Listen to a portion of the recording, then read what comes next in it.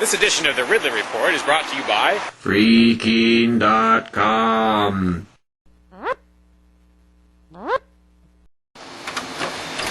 Decades overdue, it's finally starting.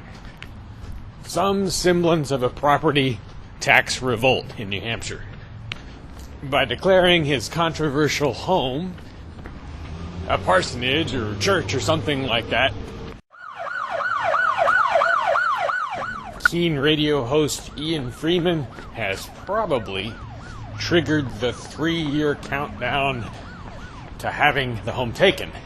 Now, when I say home, there are really different words that I could use for this spot. I could call it the Keene Activity Center, which is sort of part of the, duplex that makes up Ian's property.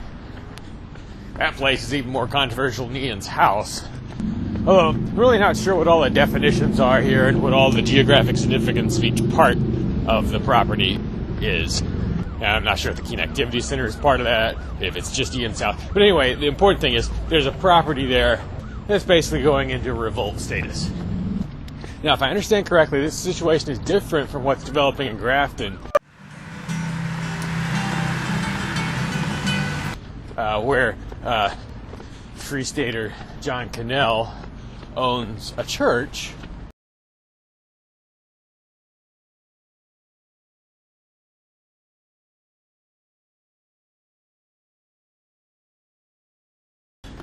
which is in fact a church building and is open to the public for worship services and so forth to a large extent.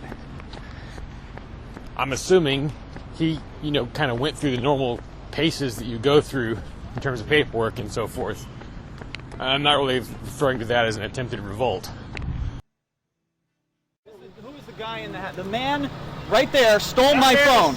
What Ian and company are doing, I got the impression from listening to Free Talk Live that they're not even going through the motions of trying to get government approval to be a church or be treated as a church.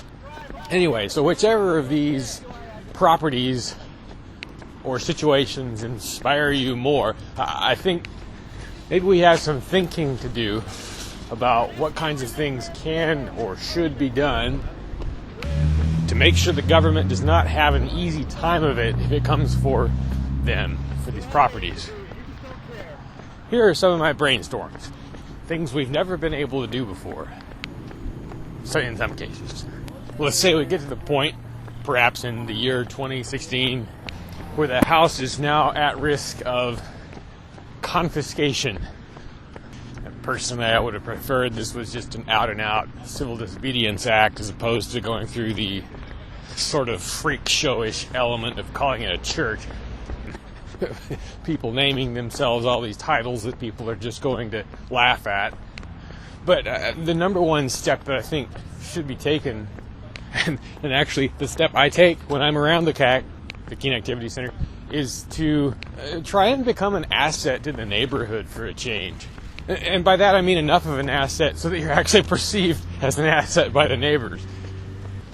I've only ever heard of one situation where the people who inhabit the CAC have gone out and cleaned up the neighborhood or something like that. It's not a dirty neighborhood, but it's very residential, and whenever I've been to the